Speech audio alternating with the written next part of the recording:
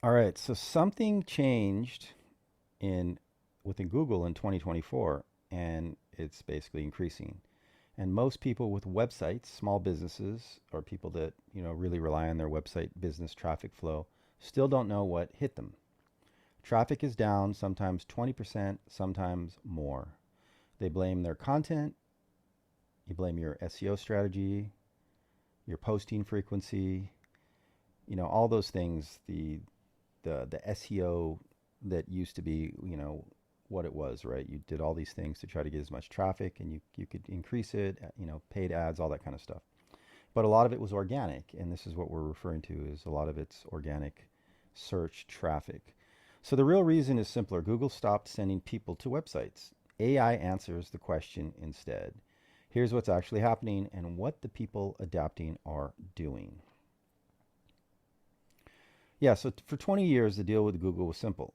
Google shows people links, people click links, websites get visitors, and that was it. The deal is over. Google's AI overviews, the AI generated answers now appearing at the top of most search results. When you do a search now, a lot of times it just gives you the answer in a Google AI kind of result. So you don't even click on anything. You just read the result and you're like, oh, I'm good. Before you click on the website, then you would find your answer, right? You guys remember that. Um, and it was a variety. Sometimes you would end up at a Reddit post, or you would end up at a blog post, or whatever it was, or a video, or all these different things. So Google's AI overviews, the AI generate answers now appearing as yeah. So I've changed. Okay, so results have changed. The click equation permanently. Research from SparkToro shows 65% of Google searches now end without a single click to any website. So I think you guys know exactly what I'm talking about because I noticed this as well. As soon as you click, or you just type in your search, you get the answer and then you're out of there. The answer appears at the top of the page. The user gets what they need and they leave. No visit, no page view, no chance to convert, right? So this isn't good for especially websites that have optimized for search engine, meaning that you try to answer people's questions, what they're searching for on a web page, on a blog page, on your website, right? And that would be a traffic source.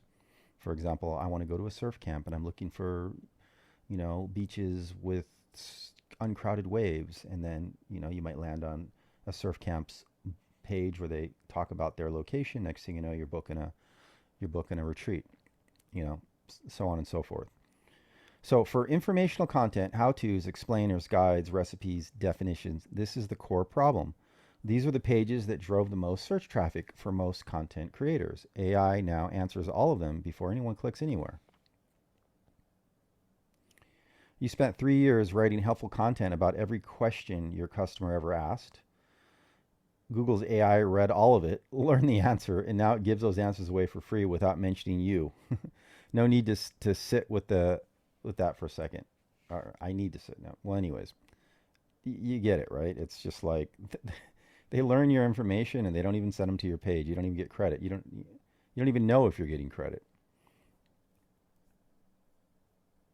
Moving on.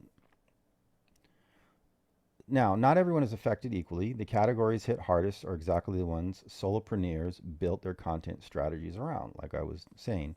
How to content, informational guides, recipe sites, definition pages, health and symptom explainers, step by step tutorials, finance basics. These were the traffic workhorses of the content internet for 2 decades. High search volume, clear intent, easy to rank for with good writing. AI now handles all of them without a click.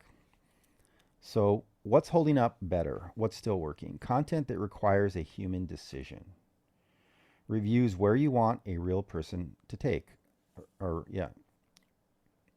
Opinion and analysis that reflects a specific perspective. Comparisons that need current pricing or recent experience. Local search. Content tied to a community or a specific creator someone already follows. The pattern is clear. Commodity information is being automated. Human judgment isn't, at least not yet. So, how to content recipes, step by step guides, the entire category of I will explain this thing to you clearly content. That was the plan. The AI also has a plan. Turns out it also explains things clearly for free at the top of the page before you need to click on a link to go there. And even I'm fully aware of this. I'm sure any of you guys have searched for a quick question or quick answer or something. You see that. It's pretty clear that it's kind of moved that way. And it's obvious that they're really just trying to compete with, like OpenAI and these AI. But it seems like at the same time, they're going to kill their search engine model a lot faster this way. So what are the people adapting actually doing? Three things show up consistently. First, own distribution, email lists, newsletters, channels where you reach people directly without an algorithm deciding whether you appear. AI can't intercept an email. The value of a subscriber you own has gone up sharply in the last 12 months, and the people who built lists before they needed them are feeling it now. Second, video. AI overviews don't summarize YouTube videos. Podcast listeners come directly. Long form video builds a relationship that a text answer doesn't. If you've been putting off video, the case just got significantly stronger. Third, become a source, not a page. The sites, AI sites, and its answers still get traffic. Be the primary source on a narrow topic with original data, original research, or genuine expertise, not the 10th blog post covering it. I remember 10, 15 years ago when I was trying to learn about internet marketing, they always said, the money's in the list, build a list. So they would always convince you and try to tell you that you want to build answers and websites and blogs and pages. But when they get there, you want to try to get them to subscribe to your email list. That was the most important thing they would say. But a lot of people just didn't want to deal with that because you needed to set up an email sender, something like Aweber, MailChimp, and then you needed to create a series of emails. And it was like this whole process, and it was kind of clunky at the beginning. But what you would do is you'd set up an email and you would find a way to get people to subscribe when they were looking for information coming to your website, whatever it was. And then you could basically send them emails, every 3 days, 5 days, 10 days, and slowly try to sell them on a product. And that kind of got to a point where people got tired of that, right? And they didn't want to, people stopped putting their emails in. They were tired of it. But now what they're saying is, if you were one of those people that did what they said to do and built those lists, you still have those customers. And, that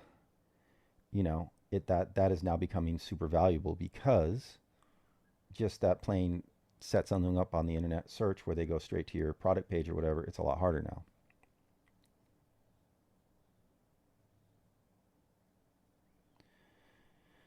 Build your email list, right? That's what, like I was saying, everyone said that in 2015. They were right. They're more right now. The people who ignored that advice in 2015 are now watching their Google traffic disappear. The people who took it are fine. Annoying how often the boring advice turns out to be the correct advice. This does happen all the time. I told you so, right? That's basically what it's going to be.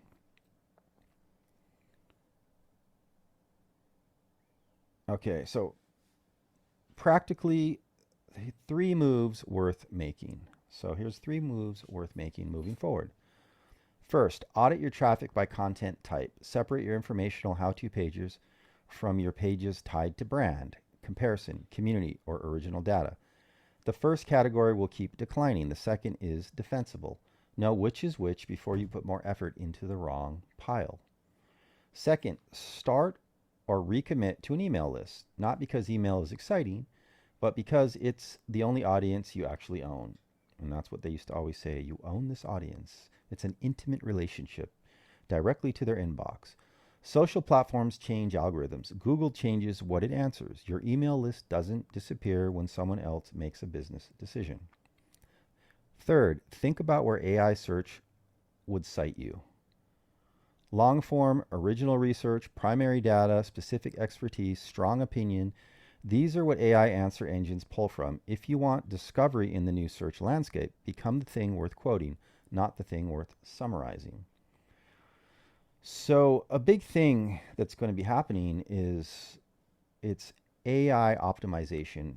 So creating content optimized to be pulled from AI searches. And if you're lucky, they'll cite your link and sometimes even post your link in the AI chat where people can click on it and go do that. And there are tutorials. I won't get into all of that, but there's tutorials online on how to basically kind of start moving or rewrite your content on your web page to really target basically AI search.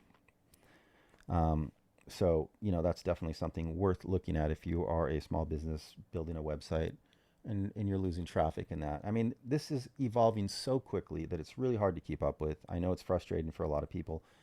I live in Costa Rica, and I was just talking to my friend who owns a surf camp.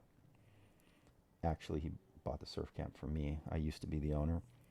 And he was doing really well for years. I sold it like 10 years ago, and he's grown it. And he said that that has been an issue, and they're trying to figure out how to basically fill up and get business through this whole new landscape.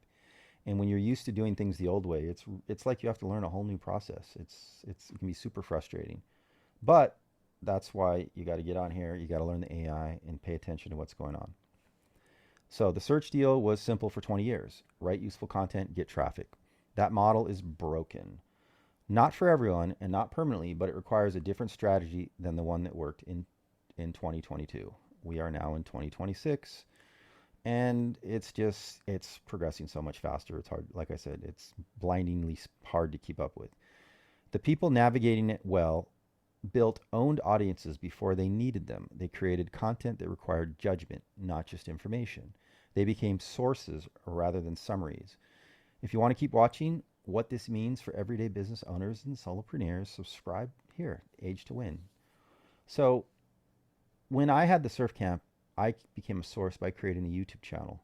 And in that YouTube channel, I had a lot of videos, tutorials that people were looking for, like how to pop up, how to stand up on a wave, how to paddle better, all these things, because we were, obviously a surf camp. And that brought us a lot. And because it was connected to our website and all the descriptions, it actually brought more people, and it moved us up the authority spectrum because we had all that content that backed it up, and we did really well. There was a long time where if you searched Costa Rica Surf Camp, we were like the top three suggestions that came. The good old days, the good old SEO days. All right, guys, but we're going to end the video now, and just keep this in mind. We're going to keep digging into AI topics like this because I'm learning with you guys. I am trying to figure out how to utilize AI in my 50s so that I can adapt and evolve based on my experience, because I believe that is the strength that you have in your 40s, 50s, 60s, is AI is going to keep getting better at doing the heavy lifting. You don't need to be born with a computer in your hand and learn how to code. You can basically utilize your experience of a lifetime, and AI is going to get better and better. And I think you're going to find the spectrum swing to people with a lot of life experience are going to find that they actually have an advantage in many ways. So until the next video, let's get it.